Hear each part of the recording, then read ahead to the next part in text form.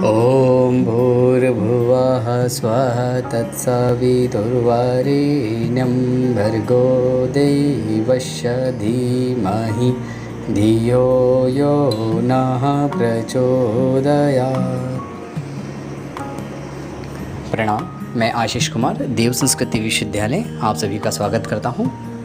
आज हम योग एवं स्वप्रबंधन की इस कक्षा में खंड 5 आधुनिक जीवन एवं यौगिक प्रबंधन के बारे में चर्चा करेंगे। खंड 5 जिसमें कि हम आधुनिक जीवन एवं यौगिक प्रबंधन के ऊपर चर्चा करेंगे विभिन्न बिंदुओं पे। सर्वप्रथम हम चर्चा करते हैं आधुनिक जीवन में समय एवं समय को नष्ट करने वाले कारकों पर। समय हम सभी जानते हैं हमारा समय जीवन का बहुत ही अमूल्य है। जीवन की प्रगति में समय का महत्वपूर्ण स्थान होता है। समय असीमित परंतु प्रत्येक व्यक्ति के पास सीमित समय है। कितनी गूढ़ बात है कि हम सभी के लिए एक लिमिटेड समय है, लेकिन समय अपने आप में इटसेल्फ अनंत है। समय सबसे मूल्यवान संपदा है। समय का सदुपयोग एवं उसकी दिशा धारा निर्धारित करना जीवन में जरूरी है। जीवन का हर क्षण महत्वपूर्ण है। हमारे जीवन में समय को नष्ट करने वाले कुछ प्रमुख कारक हैं: व्यक्तिगत, पारिवारिक एवं सामाजिक, व्यवसाय संबंधी एवं अन्य।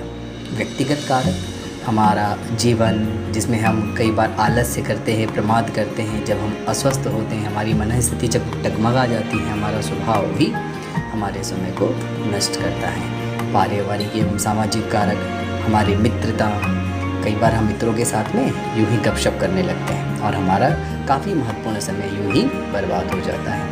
मेहमानों का आवागमन, यदि मेहमानों की बात की जाए तो कई बार ऐसा होता है कि जो गेस्ट होते हैं वो अनावश्यक रूप से आना, अनावश्यक चीज़ों पर चर्चाएं करना, निंदा करना, चुगली करना, एक दूसरे की बुराई करना, तो इन चीज़ों में बहुत ही सावधानी बरतनी चाहिए। अनावश्यक क्रियाएं, अनुशासन का पालन न करना, सामाजिक व्यर्थपूर्ण चर्चाएं करना, देश और विदेश की। व्यवसाय में भी हम लोग देखते हैं काफ़ी समय बर्बाद होता है। मोबाइल का दुरुपयोग, अस्त व्यस्त अधिकारी वर्ग, हर कार्य करने की उत्कंठा, अनावश्यक बैठकें, मीटिंग पर मीटिंग, और मीटिंग में क्या हो रहा है? सिर्फ चाय नाश्ता पानी है ना। तो ये बहुत ही महत्वपूर्ण कारक हैं जिनसे हमारा समय बहुत ही नष्ट होता है। अन्य कारकों में हम ट्रैवल करते हैं तो यातायात की व्यवस्था दोषपूर्ण है, अत्यधिक प्रतीक्षा करनी होती है, सोशल नेटवर्किंग साइट्स है और श्रेष्ठ चिंतन का अभाव। ये विभिन्न कारक है। इसके अलावा भी बहुत सारे कारक होते हैं जो हमारे समय को बर्बाद करते हैं। अब समय प्रबंधन की योगिक रीति पे बात करते हैं कि समय का प्रबंधन किस प्रकार किया जाए। पंडित श्री राम शर्मा आचार्य कहते हैं, जीवन का अर्थ है समय। जो जीवन से प्यार करते हैं वे आलस्य में समय न गंवाएं।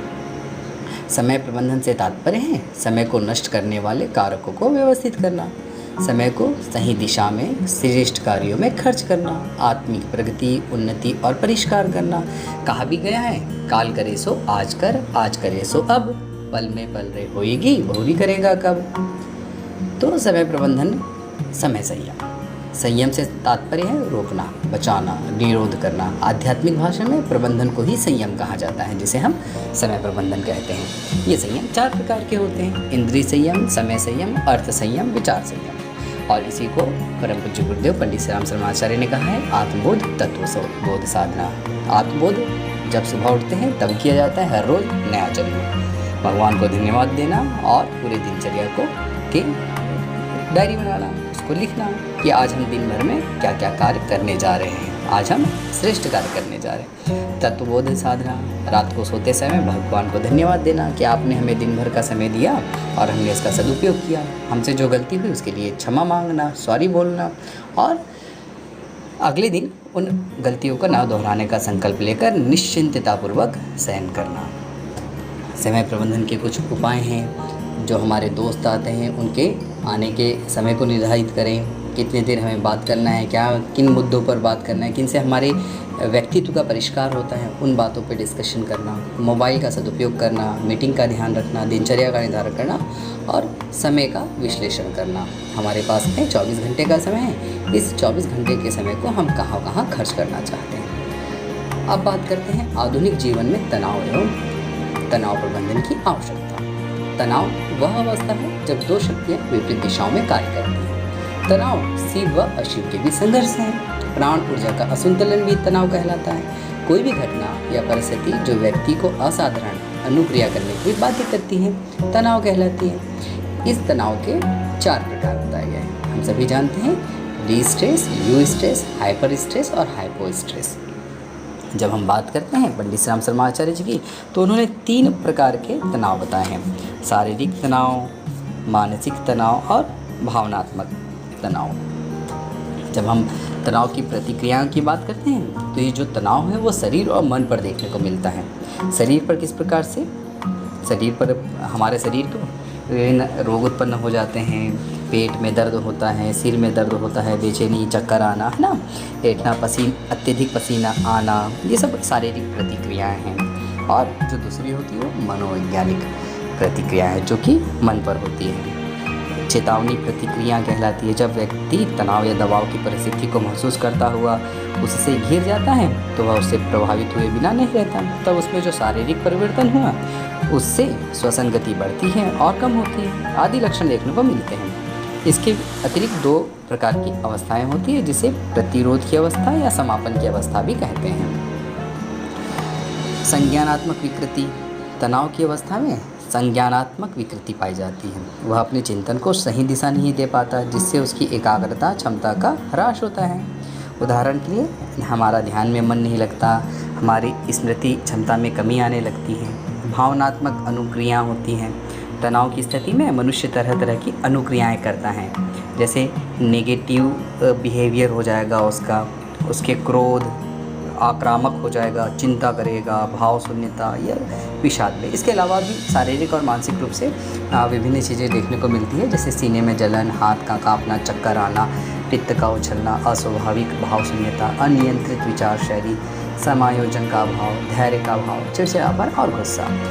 तो ये तनाव के क्या कारण होते हैं? तनाव के विभिन्न कारण हो सकते हैं, शारीरिक और मानसिक, सामाजिक भी हो सकते हैं। अस्त व्यस्त जीवन शैली, तनावपूर्ण जीवन की घटनाएं, प्रेरकों का संघर्ष, दिन प्रतिदिन की उलझन, दोषपूर्ण खाना, खान पान, नकारात्मक चिंतन, प्रतियोगितापूर्ण दृष्टि, अति महत्वाकांक्षा, दूषित वातावरण, सहयोग और सहकार का अभाव, भाव संवेदना का संकुचन, ये विभिन्न प्रकार के तनाव के कारण हैं। अब इन तनाव को हम कैसे प्रबंधित करें और उसके क्या यौगिक उपचार हो सकते हैं उस पर बात करते हैं।